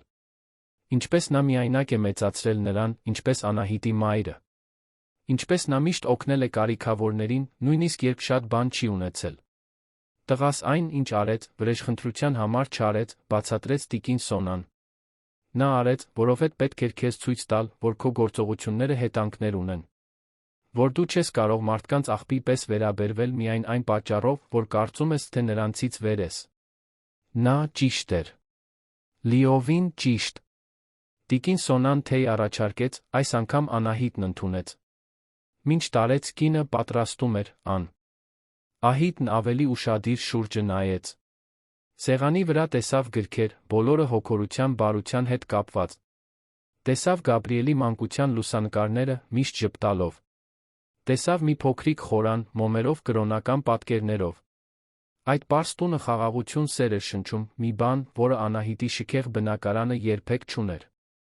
Երբ նորից նստեցին թեյ խմելու, տիկին Սոնան ասաց. «Գիտես, Անահիտ, ես կյանքում շատ բաների միջով եմ անցել։ Երիտասարդ տարիքում կորցրել եմ ամուսնուս, միայնակ եմ մեծացրել տղայիս, միաժամանակ 3 աշխատանք եմ արել, սեղանին հաց դնելու համար։ Բայց երբեք չեմ կորցրել հավատս մարդկանց բարության նկատմամբ։ Որովհետև հավատում եմ, որ մենք բոլորս կարող ենք փոխվել, եթե իսկապես ուզենանք։ Դուք անհավանական եք», մրմնջաց Անահիտը։ «Ինչպես եք կարողանում այդքան բարի լինել այն բանից հետո, ինչ ես արեցի։ Որովհետև զայրույթ պահելը միայն ինձ կվնասեր։ Եվ որովհետև քո մեջ տեսնում եմ այն, ինչ տղաս մի օր տեսավ, ավելի լավը լինելու ներուժ»։ Երբ Անահիտը դուրս եկավ տիկին Սոնայի բնակարանից, իրեն այլ կերպ զգաց։ Ավելի թեթ, ինչ-որ առումով։ Ներումը չէր ջնջում նրա արածը, բայց նրան հնարավորություն էր տալիս առաջ շարժվելու, առանց լիակատար մեղքի ճնշող բեռի։ Հաջորդ շաբաթներին Անահիտը սկսեց վերակառուցել իր կյանքը, բայց այլ կերպ։ Նա չվերադարձավ ագրեսիվ կորպորատիվ աշխարհ։ Փոխարենը սկսեց աշխատել որպես կամավոր խորհրդատու փոքր ընկերությունների համար, օգնելով սկսնակ ձեռներեցներին կառուցել իրենց բիզնեսը։ Օգտագործում էր տարիների ընթացքում կուտակած ողջ գիտելիքը, բայց այժմ այլ նպատակով՝ օգնել, ոչ թե տիրել։ Նա վաճառեց կենտրոնի շքեղ բնակարանը, գնեց ավելի փոքր, ավելի համեստ բնակարան նոր Նորքում մոր տան մոտ։ Պարզեցրեց իր կյանքը, կրճատեց անհարկի ծախսերը, սովորեց ավելի քչով ապրել։ Եվ բացահայտեց, որ զավեշտալիորեն ավելի երջանիկ էր, քան երբևէ եղել էր։ Մի օր, ամեն ինչի փլուզումից 3 ամիս անց, Անահիտը մոր տան մոտակա սրճարանում էր, երբ տեսավ Գաբրիելին ներս մտնելիս։ Նա նույնպես տեսավ Անահիտին, մի պահ, կարծես թե մտածեց հեռանալ։ Բայց հետո, ի զարմանս նրա, քայլեց դեպի նրա սեղանը։ «Կարո՞ղ եմ նստել», հարցրեց նա։ «Խնդրեմ»։ Նրանք սուրճ պատվիրեցին, մի քանի րոպե լուռ մնացին, նախքան Գաբրիելը խոսեց։ «Մայրս պատմեց քո այցի մասին։ Կներես, որ առանց զգուշացնելու եկա։ Ես ընդամենը…» «Ոչ», ընդհատեց նա։ «Լավ էր»։ Նա հուզվել էր։ Ասաց, որ առաջին անգամ քո մեջ անկեղծություն է տեսել։ Անահիտը տխուր ժպտաց։ «Մայրդ անհավանական կին է։ Չափազանց առատաձեռն, հաշվի առնելով այն, ինչ ես արեցի»։ Գաբրիելը համաձայնեց։ Նա միշտ այդպիսին է եղել։ Օրինակով է սովորեցնում։ Նրանք խոսեցին ավելի քան 1 ժամ։ Գաբրիելը պատմեց, թե ինչպես է կուտակել իր հարստությունը, օգտագործելով ֆինանսական գիտելիքներ, խելացի ներդրումներ։ Բացատրեց, որ միշտ նախընտրել է մնալ կուլիսներում, առանց ուշադրություն գրավելու։ Եվ խոստովանեց, որ իսկապես հավատացել է Անահիտին սկզբում, նրա մեջ տեսնելով ավելին լինելու ներուժ, քան պարզապես հաջողակ գործարար։ «Բայց դու ճանապարհին մոլորվեցիր», ասաց նա, առանց դաժանության, պարզապես փաստ արձանագրելով։ «Եվ երբ տեսա, թե ինչպես վերաբերվեցիր մորս, հասկացա, որ այլս չեմ կարող դա աջակցել։ Դա վրեժխնդրության մասին չէր։ Ազնվության մասին էր։ Հասկանում եմ։ Եվ դու ճիշտ էիր»։ Գաբրիելը մի կում սուրճ խմեց, նախքան շարունակելը։ «Գիտես, Անահիտ, երբ աշխատում էի քո ընկերությունում, տեսնում էի, թե ինչպես ես դու վերաբերվում մարդկան։ Միշտ կար այդ հեռավորությունը, այդ սառնությունը։ Բայց նա տեսնում է ի պահեր, երբ դու իսկապես մտահոգվում էիր մի նախագծի, մի արդյունքի համար։ Ես մտածեցի, որ գուցե ժամանակի ընթացքում դու կհասունանաս, որ հաջողությունը գլուխդ չի պտտեցնի։ Բայց հակառակը տեղի ունեցավ։ Ես թույլ տվեցի, որ հաջողությունը սահմանի ինձ։ Թույլ տվեցի, որ այն ավելի կարևոր դառնա, քան որևէ այլ բան։ Իսկ հիմա ի՞նչ ես անում։ Անահիտը պատմեց կամավորական աշխատանքի, փոքր ձեռներեցներին օգնելու, իր կառուցած ավելի պարզ կյանքի մասին։ Գաբրիելը լսում էր անկեղծ ուշադրությամբ։ Երբ հրաժեշտ տվեցին, Գաբրիելն ասաց մի բան, որը մնաց Անահիտի մտքում։ Մարդիկ կարող են փոխվել, Անահիտ։ Եթե իսկապես ուզենան։ Հուսով եմ, քեզ մոտ կստացվի։ Եվ Անահիտը փորձում էր։ Ամեն օր փորձում էր։ 6 ամիս անցավ Grand Hotel Երանգ-ի ճակատագրական գիշերվանից։ Անահիտն արթնացավ շաբաթ առավոտյան վաղ, ինչպես սովորել էր։ Ոչ թե որովհետև շտապ հանդիպումներ կամ պայմանագրեր ուներ, այլ որովհետև սիրում էր վայելել քաղաքի լռությունը, նախքան եռուզեռը։ Սուրճ պատրաստեց նոր Նորքի փոքրիկ խոհանոցում, պատուհանից նայելով դեռ դատարկ փողոցին, զգաց մի բան, որ վաղուց չէր զգացել՝ խաղաղություն։ Կյանքը լիովին այլ էր հիմա։ Այլս չուներ անձնական վարորդ, քարտուղարուհիներ կամ շքեղ գրասենյակներ։ Չէր մասնակցում կորպորատիվ միջոցառումների, չէր հայտնվում բիզնես ամսագրերում։ Բայց կար մի ավելի արժեքավոր բան, որ նվաճել էր, իսկական հարգանք այն մարդկանց կողմից, ովքեր իսկապես կարևոր էին։ Եվ, ամենակարևորը, հարգանք իր նկատմամբ։ Անահիտը շարունակում էր աշխատել որպես կամավոր խորհրդատու, այժմ կապված մի ՀԿ-ի հետ, որն աջակցում էր ցածր եկամուտ ունեցող ձեռներեցներին։ Օգտագործում էր իր ողջ փորձն ու գիտելիքն։ Երը օգնելու մարդկանց, ովքեր նոր էին սկսում, ովքեր երազանքներ ունեին, բայց չգիտեին ինչպես դրանք կառուցել։ Դա մի աշխատանք էր, որը չէր վճարում նախկին միլիոնավոր աշխատավարձերը, բայց բերում էր մի բավարարվածություն, որը փողը երբեք չէր բերել։ Այդ առավոտ նա հատուկ հանդիպում ուներ։ Հրավիրվել էր խոսելու երկրորդ հնարավորությունների նոր սկիզբների մասին մի դասախոսությանը, որը կազմակերպել էր խոցելի իրավիճակում գտնվող կանանց աջակցող մի հաստատություն։ Երբ ստացավ հրավերը, շատ վարանեց, նախքան ընդունելը։ Հրապարակավ խոսել իր անկման, իր սխալների, իր սովորածի մասին սարսափելի էր։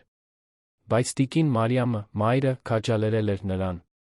Աղջիկս, եթե քո պատմությունը կարող է օգնել որևէ մեկին չկրկնել նույն սխալները, արժե։ Անահիտը խնամքով հագնվեց։ Ընտրեց պարզ, բաց կապույտ զգեստ, առանց շքեղությունների։ Մազերը հավաքեց պոչով կրեց միայն փոքրիկ ականջողեր։ Նայեց իրեն հայելու մեջ տեսավ մի այլ կնոջ, քան նա, ով մի օր ղեկավարում էր միլիոնանոց ընկերություն։ Բայց նա տեսավ մեկին, ով ավելի իսկական էր, ավելի մարդկային, ավելիա մբողջական։ Միջոցառումը լինելու էր Երանի հարավային թաղամասերից մեկում։ Անահիտը մետրո նստեց մի բան, որ հիմա պարբերաբար անում էր, որը սկզբում տարօրինակ զգացողություն էր առաջացնում, բայց ժամանակի ընթացքում բնական էր դարձել։ Ճանապարհին մտովի վերանայեց, թե ինչ պետք է ասեր։ Սերտած ելույթ չուներ։ Պարզապես իր ճշմարտությունը։ Վագոնում նա դիտում էր շրջապատի մարդկանց։ Մի հոգնած կին, որը վերադառնում էր գիշերային աշխատանքից։ Մի խումբ երիտասարդներ, որոնք գնում էին դասընթացի։ Մի պարոն, որը թերթ էր կարդում։ Յուրաքանչյուրն իր պատմությամբ, իր մարտահրավերներով, իր լուռ հաղթանակներով։ Անահիտը ժպտաց ինքն իրեն, մտածելով, թե ինչպես առաջ կնայեր այդ մարդկանց գերազանցության զգացումով։ Հիմա տեսնում էր միայն ընդհանուր մարդկայնություն։ Երբ հասավ տեղ, նրան ջերմորեն դիմավորեց նախագծի համակարգողը, Արմինե անունով մի կին, որը տարիներ շարունակ օգնում էր կանանց վերականգնվել դժվար պահերից հետո։ Անահիտ, ինչ լավ է, որ եկար։ Այստեղի կանայք անհամբեր սպասում են քեզ լսելու։ Շատերը կորուստների, անկումների, հուսահատության պահ է։ Լի միջով են անցել։ Քո պատմությունը կարող է նրանց ոգեշնչել։ Սենյակը լիքն էր։ Մոտ 40 տարբեր տարիքի կանայք, ոմանք գրքին երեխաներ, մյուսները ավելի տարեց։ Բոլորը սպասումով նայում էին Անահիտին։ Նա բարձրացավ փոքրիկ իմպրովիզացված բեմ, վերցրեց խոսափողը, խորը շունչ քաշեց։ Բարի օր։ Իմ անունը Անահիտ Մանուկյան է։ Եվ 6 ամիս առաջ ես կորցրի այն ամենը, ինչ կարծում էի, թե սահմանում է, թե ով եմ ես։ Նա պատմեց ամեն ինչ։ Հաջողության ուղին իր զարգացրած ամբարտավանությունը, այն պահը, երբ նվաստացրեց տիկին Սոնային ընկերության անկումը, Գաբրիելի մասին բացահայտումը։ Ոչինչ չթաքցրեց։ Չփորձեց իրեն զոհ ներկայացնել։ Ստանձնեց պատասխանատվությունը յուրաքանչյուր ընտրության, յուրաքանչյուր դաժան խոսքի, յուրաքանչյուր եսասիրական գործողության համար։ Ես կարծում էի, որ հաջողությունը իշխանության մասին է։ Մարդկանցից վեր լինելու մասին։ Ուրիշներից ավելին ունենալու մասին։ Բայց ես սովորեցի ամենացավոտ ձով, որ իրական հաջողությունն այն մասին է, թե ով ես դու, երբ ոչ ոք չի նայում։ Այն մասին է, թե ինչպես ես վերաբերվում այն մարդկանց, ովքեր քեզ ոչինչ չեն կարող առաջարկել փոխարենը։ Ազնվության, կարեկցանքի, մարդկայնության մասին է։ Մինչ խոսում էր, տեսնում էր, թե ինչպես են հանդիսատեսի որոշ կանայք արցունքները սրբում։ Մյուսները գլխով էին անում, Անահիտի խոսքերում ճանաչելով իրենց սեփական պատմությունների կտորները։ Ես այստեղ չեմ ասելու, որ ամեն ինչ լավացավ, որ վերականգնեցի այն ամենը, ինչ կորցրել էի։ Որովհետև չվերականգնեցի։ Իմ ընկերությունն այլս գոյություն չունի այն տեսքով, ինչ կար։ Իմ հեղինակությունը կորպորատիվ աշխարհում արատավորված է, գուցե ընդմիշտ։ Բայց ես շահեցի մի բան, որը շատ ավելի արժեքավոր է, ես նորից գտա ինձ։ Սովորեցի ավելի քչով ապրել, բայց ավելին զգալ։ Սովորեցի, որ ընկնելը վերջը չէ։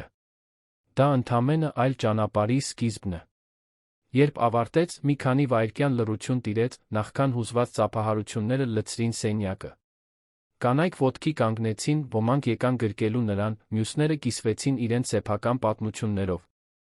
Լիլիթ անունով մի երիտասարդ կին, գրքին երեխա, պատմեց, որ հղիության ընթացքում կորցրել է աշխատանքը։ Պայքարում է նորից սկսելու համար։ Ձեզ լսելը ինձ հույս է տալիս, որ ես իսկապես կարող եմ ոտքի կանգնել։ Անահիտը գրկեց Լիլիթին շշնջաց. Քեզ մոտ կստացվի։ Եվ եթե օգնության կարիք ունենաս, գտիր ինձ։ Միասին ճանապարհ կգտնենք։ Մեկ այլ կին, տիկին Ռիտան, ավելի տարեց, արցունքների միջով պատմեց, որ ֆինանսական խարդախության հետանքով ամեն ինչ կորցրել է, կարծում էր, որ 60 տարեկանում նորից սկսելու համար արդեն շատ ուշ է։ Անահիտը բռնեց նրա ձեռքերը, ասաց.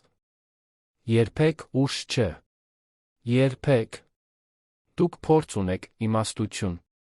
Դա ավելին արժե, քան ցանկացած գումար։ Անահիտը լսում էր յուրաքանչյուրին անկեղծ ուշադրությամբ, առանց շտապելու, առանց դատելու։ Եվ զգաց, որ երկար ժամանակ անց առաջին անգամ իսկապես փոփոխություն է բերում։ Միջոցառումից դուրս գալիս, արդեն երեկոյան, Անահիտը քայլում էր համայնքի փողոցներով։ Դիտում էր պարզ տները, խաղացող երեխաներին, մայթերին զրուցող մարդկանց։ Եվ մտածեց, թե ինչպես տարիներ շարունակ նայել էր նման վայրերին խղճահարության գերազանցության խառնուրդով, ուրախ լինելով, որ փախել է այդ իրականությունից։ Բայց հիմա այլ աչքերով էր տեսնում։ Տեսնում էր ուժ, դիմացկունություն, համայնք։ Տեսնում էր այն, ինչն իսկապես կարևոր էր։ Երբ հասավ ավտոբուսի կանգառ, ինչ-որ մեկը դիպավ նրա ուսին։ Շրջվեց, տեսավ Գաբրիելին։ Նա այնտեղ էր, դեմքին մեղմ ժպիտով։ Գաբրիել, ի՞նչ ես անում այստեղ։ Արմինեն իմ զարմուհին է։ Նա ինձ ասաց, որ այսօր դու ես խոսելու։ Հուսով եմ, դեմ չես, բայց ես եկա դիտելու։ Սենյակի հետում էի։ Անահիտը զարմանքի նյարդայնության խառնուրդ զգաց։ Ամեն ինչ լսեցի՞ր։ Լսեցի։ Եվ դա հզոր էր։ Անկեղծ։ Նրանք սկսեցին միասին քայլել, առանց որոշակի ուղղության։ Գաբրիելը պատմեց, որ շարունակում է ներդրումներ անել, բայց այժմ կենտրոնանում է սոցիալական ազդեցության նախագծերի վրա։ Օգնում է կրթության, առողջապահության, ներառականության ոլորտի ստարտափներին։ Անահիտը խոսեց հկում իր աշխատանքի, իր օգնած մարդկանց, իր կյանքի լիակատար փոփոխության մասին։ Երջանիկ ես, հարցրեց Գաբրիելը, անկեղծ հետաքրքրությամբ։ Անահիտը մի պահ մտածեց։ Գիտես, երջանիկը գուցե ուժեղ բառ է։ Բայց ես խաղաղ եմ։ Եվ կարծում եմ, որ ինձ համար դա հիմա բավարար է։ Նրանք կանգ առան մի փոքրիկ հրապարակում։ Երեխաները խաղում էին, ընտանիքները զրուցում։ Արը սկսում էր մայր մտնել, երկինքը ներկելով նարնջագույն վարդագույն։ Գաբրիելը նայեց նրան, ասաց. Անահիտ, ես հիանում եմ քո քաջությամբ։ Հեշտ չէ վերակառուցվել այդքան հրապարակային ընկնելուց հետո։ Հեշտ չէ ընդունել սխալները իսկապես փոխվել։ Ես ընտրություն չունեի։ Կամ պետք է փոխվեի, կամ… Դե, չգիտեմ, ինչ կլիներ ինձ հետ։ Բայց դու ընտրեցիր փոխվել ճիշտ ձով։ Շատերը, քո փոխարեն, պարզապես կձացնեին։ Իմիջի խորհրդատուներ կվարձեին, կփորձեին շահարկել պատմությունը։ Դու ընտրեցիր ամենադժվար ճանապարհը, ճշմարտությունը։ Անահիտը տխուր ժպտաց։ Ճշմարտությունը միակ բանն էր, որ ինձ մնացել էր։ Գաբրիելը վարանեց, նախքան նորից խոսելը։ Մայրս երբեմն քեզանից հարցնում է։ Ուրախանում է, իմանալով, որ դու լավ ես։ Տիկին Սոնան հրեշտակ է։ Չգիտեմ, երբեք կկարողանամ հատուցել նրա առատաձեռնությունը ինձ ներելու համար։ Դու արդեն հատուցում ես։ Փոխվելով։ Քո պատմությունն օգտագործելով ուրիշներին օգնելու համար։ Դա նրա համար ավելին է նշանակում, քան դու պատկերացնում ես։ Նրանք նստեցին հրապարակի նստարանին, դիտելով շարժը։ Գաբրիելը պատմեց մի նոր նախագծի մասին, որը մշակում էր միկրովարկավորման հարթակ կին ձեռներեցների համար։ Անահիտը ոգորվեց, առաջարկելով գաղափարներ, առաջարկություններ։ Դա նման էր հին ժամանակներին, երբ նրանք միասին էին աշխատում, բայց այժմ առանց հիերարխիաների, առանց դիմակների։ Պարզապես երկու մարդ, որոնք խոսում էին հավասարը հավասարի հետ։ Երբ հրաժեշտ տվեցին, Գաբրիելն ասաց մի բան, որը մնաց Անահիտի հետ։ Գիտես, ես միշտ հավատացել եմ, որ դու արտասովոր լինելու ներուժ ունես։ Պարզապես չգիտեի, որ դա այս ձով կլինի։ Բայց կարծում եմ, քո այս տարբերակը շատ ավելի լավն է, քան նախորդը։ Անահիտը տուն վերադարձավ այդ գիշեր, մտածելով ամեն ինչի մասին։ Այն մասին, թե որքան էր կորցրել, բայց նա այն մասին, թե որքան է շահել։ Կորցրել էր ընկերություն, հեղինակություն, ապրելակերպ։ Բայց շահել էր խոնարհություն, կարեկցանք, իրական նպատակ։ Հաջորդ շաբաթներին Անահիտը շարունակեց իր կամավորական աշխատանքը, այժմ էլ ավելի մեծ նվիրումով։ Օգնեց մի երիտասարդ ձեռներեցի կառուցել կարի բիզնես, ճիշտ այնպես, ինչպես մայրն էր անում։ Աջակցեց մի խումբ կանանց ստեղծել արհեստագործական կոոպերատիվ։ Դասախոսություններ էր կարդում, երբ հրավիրում էին, կիսվելով իր պատմությամբ առանց ստիճների, առանց դատապարտվելու վախի։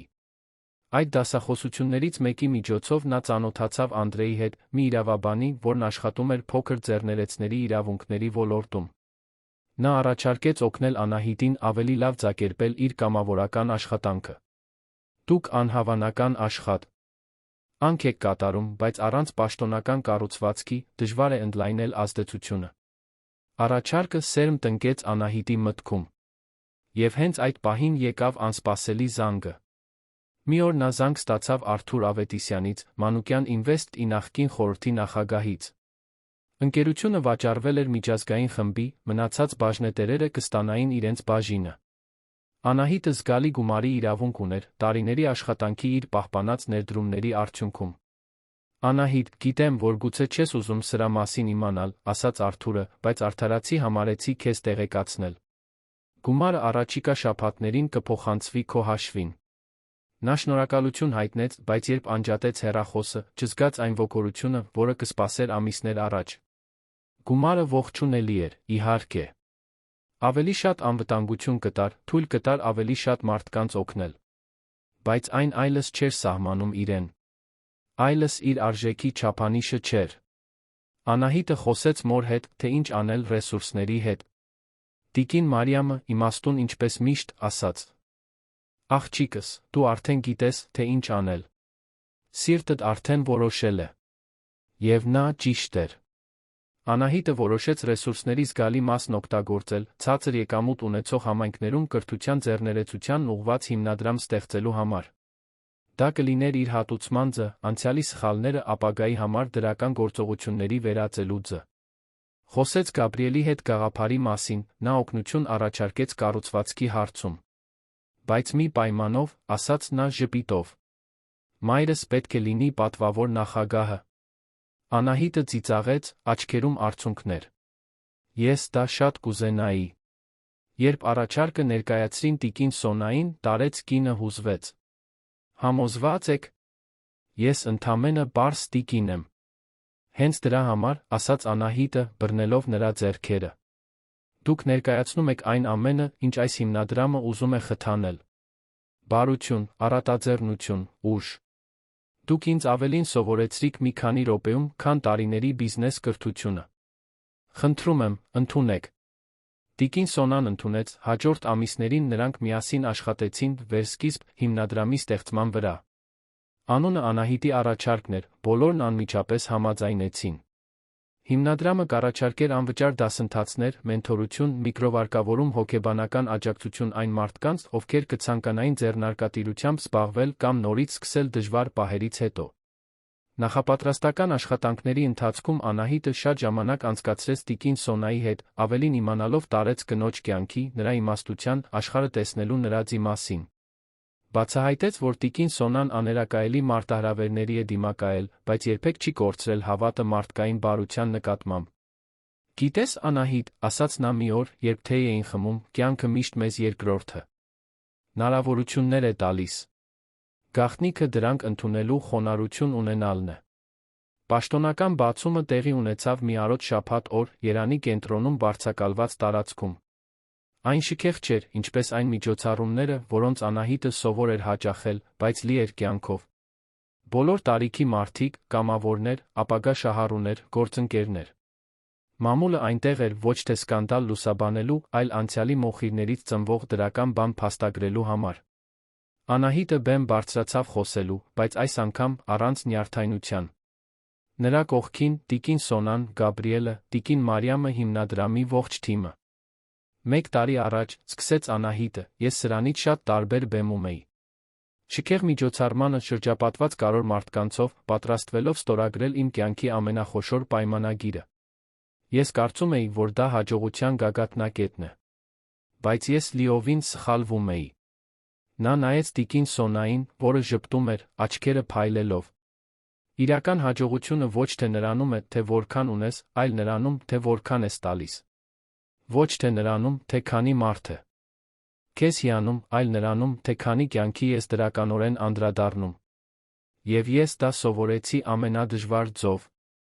Անահիտը համառոտ պատմեց իր պատմությունը, չթաքցնելով սխալները, բայց կենտրոնանալով դասերի վրա։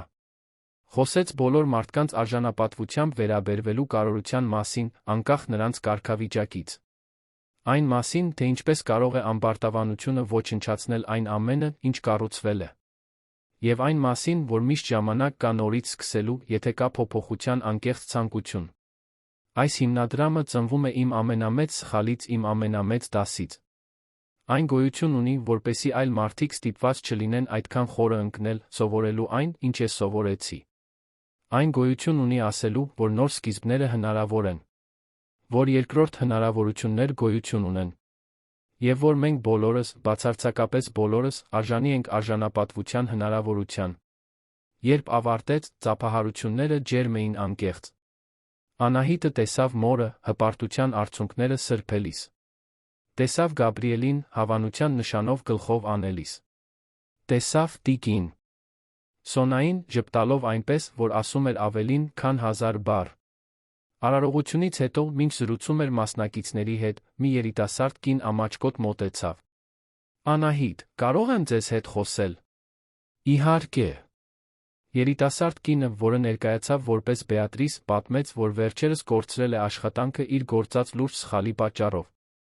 Իրեն հուսահատ էր զգում, կարծելով, որ այլս երբեք չի կարողանա ոտքի կանգնել։ Բայց այսօր լսելով ձեր պատմությունը, ես հասկացա, որ սխալները մեզ ընդմիշտ չեն սահմանում։ Որ մենք կարող ենք սովորել աճել։ Շնորհակալ եմ, որ կիսվեցիք դրանով։ Անահիտը գրկեց Բեատրիսին ասաց. Դու լավ կլինես։ Ամեն ինչ լավ կլինի։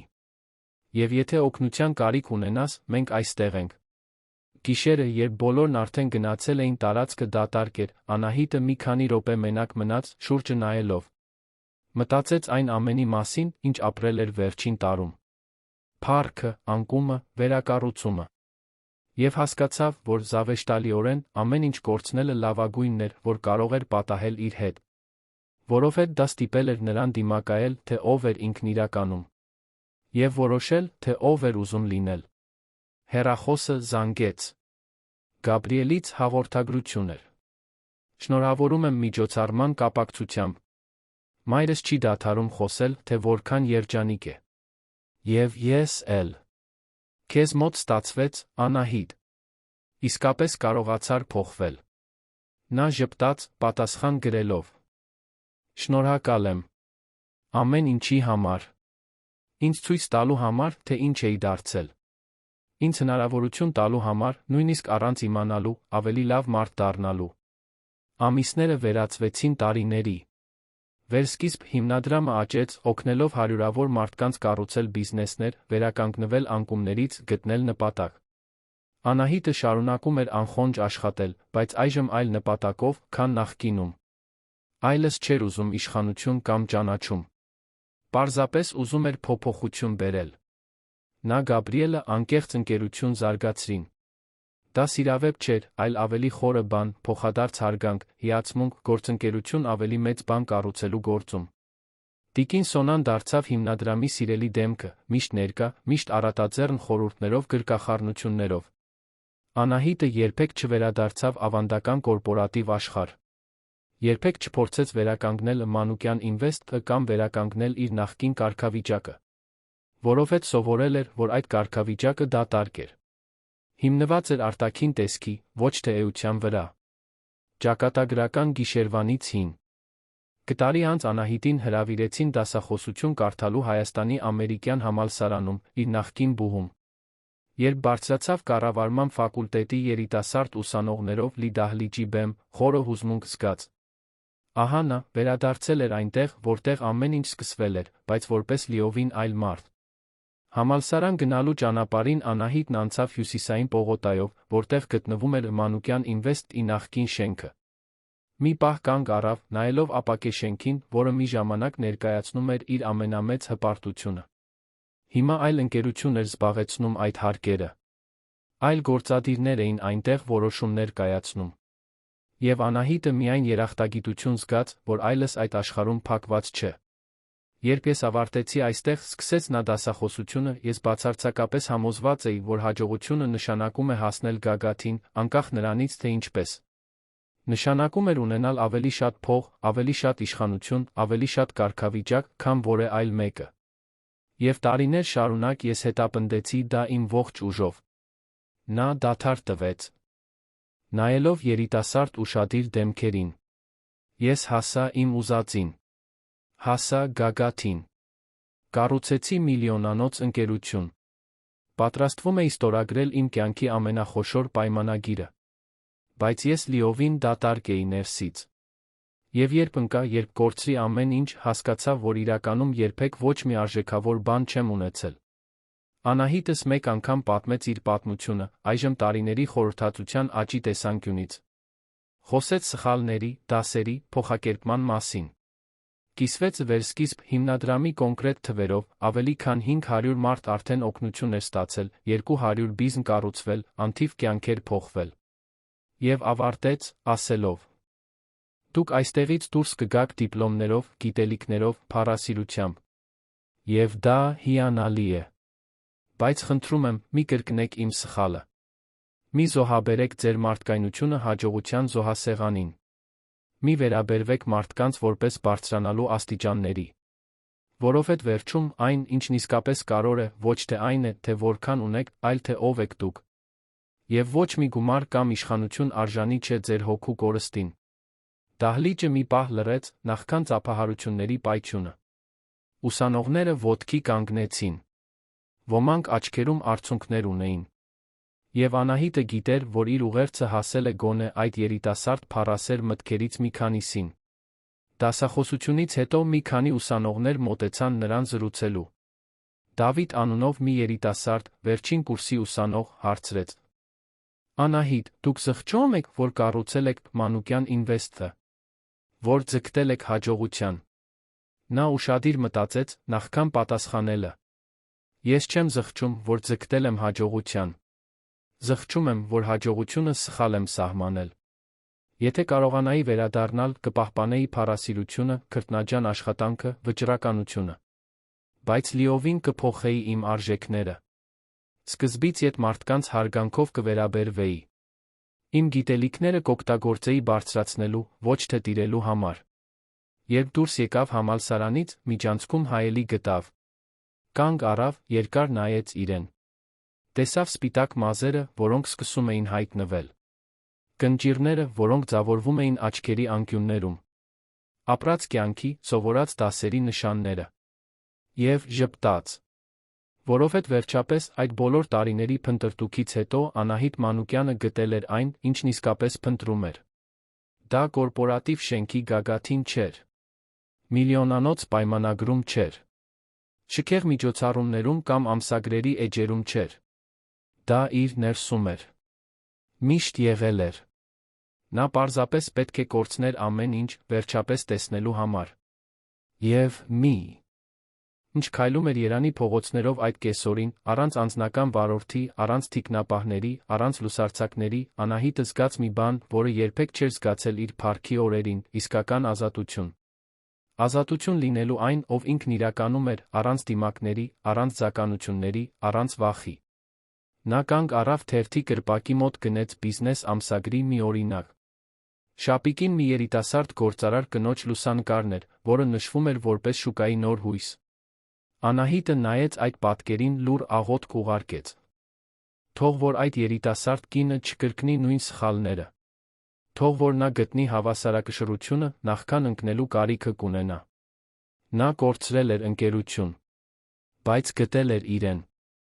Եվ վերջում բացահայտեց, որ դա միակ նվաճումն էր, որն իսկապես կարևոր էր։ Պատմության ավարտը սիրելի ունկնդիրներ, հուսով ենք, որ Անահիտի տիկին Սոնայի պատմությունը հուզեց ձեր սրտերը։ Եթե դուք հուզվեցիք անկման վերականգնման այս ճանապարհորդությունից, դրեք ձեր հավանումը, բաժանորդագրվեք ալիքին մեկնաբանություններում պատմեք, թե ինչն ամենաշատը տպավորեց ձեզ այս պատմության մեջ։ Անահիտի փոխակերպումը, տիկին Սոնայի ներելու առատաձեռնությունը, թե այն դասը, որ երբեք ուշ չէ նորից սկսելու համար։ Ամեն օր մենք բերում ենք այսպիսի հուզիչ պատմություններ, որոնք բացահայտում են մարդկային հոգու ամենախորը կողմերը, որոնք մեզ ստիպում են մտածել մեր սեփական ընտրությունների արժեքների մասին։ Յուրաքանչյուր պատմություն սովորելու, աճելու, հուզվելու հնարավորությունը։ Սպասում ենք ձեզ հաջորդ դրվագում նոր պատմությամբ, որը կխառնի ձեր հույզերը, կստիպի ձեզ անկի մասին այլ կերպ մտածել։